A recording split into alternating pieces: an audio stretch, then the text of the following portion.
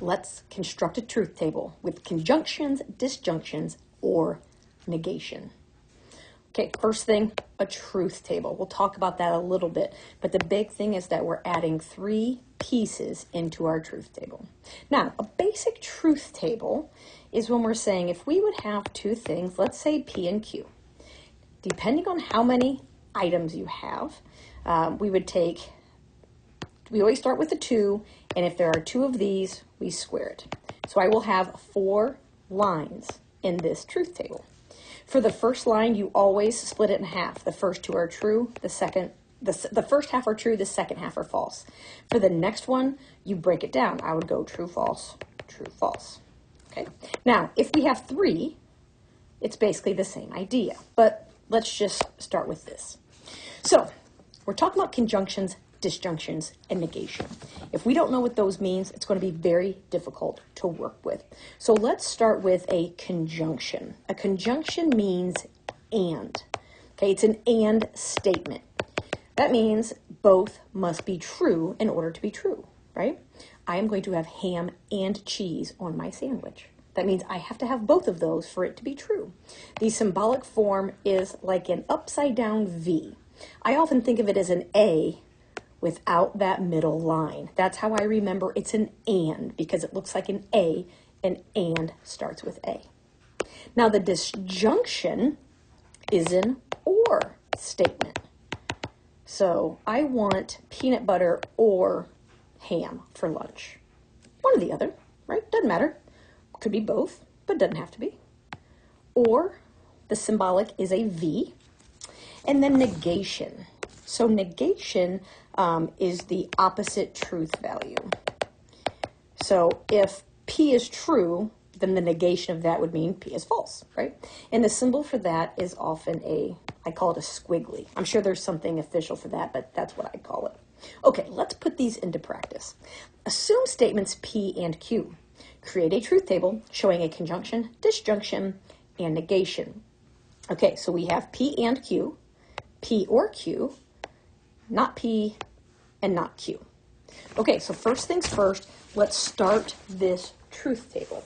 Now, as I mentioned on the first slide, because we have 2 items, we're going to have P and Q, and we're going to have 4 lines. So true, true, false, false. For Q, it'll be true, false, true, false. They always start the same way. It doesn't matter what, right? This in this case is P and Q. It could be R and S. Doesn't matter. Those 2 things are just telling you what the statements are represented by. Now, let's jump into the first one, which is P and Q. For P and Q, both statements must be true for the conjunction to be true.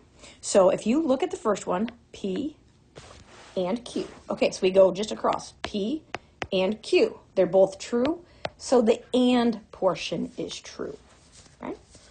Now, P and Q, if I look at the next line down here, P is true, but Q is false. That means the and is false.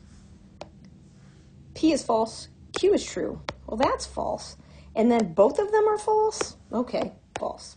So for P and Q, the only time that is true is when both P and Q are false. Okay, let's now go to P or Q. When we're talking about the disjunction of P or Q, if either statement is true, then the disjunction is true.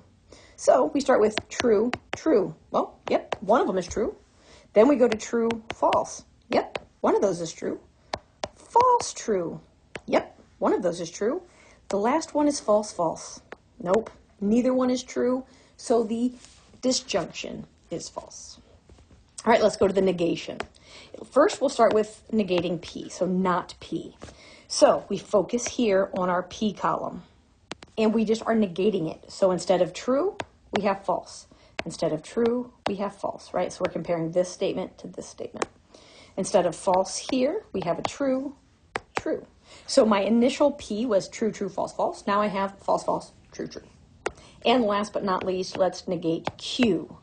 So I'm looking at my Q statement, and I just do the opposites. The first one is true, so the negation is false. Then I go to false, true, true, false, false, true.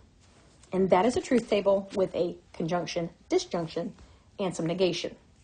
If you'd like another example using these together, keep watching.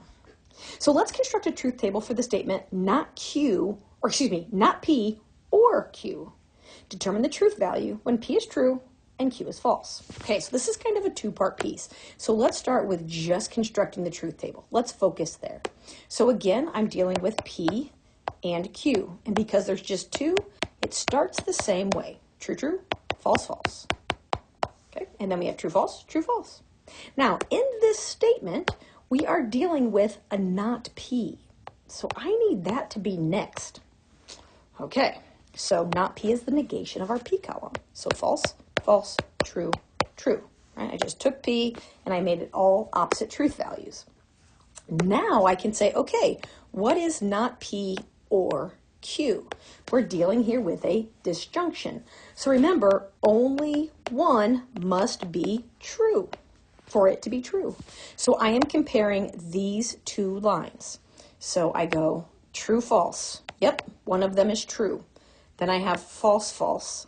So it's false. True, true is true. True, false is true.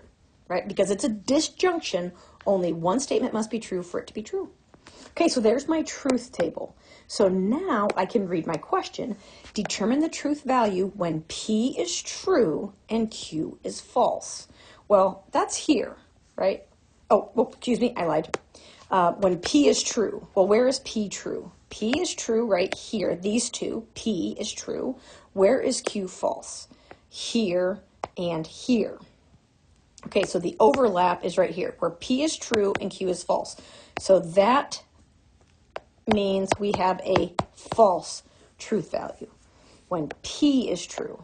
Does that make sense? So because it says P is true, we're looking at the P column. Q is false, we're looking at the Q column. So here's where P is true and Q is false. So my statement of not P or Q has a false truth value at that time. Phew, that was a long one. Thanks.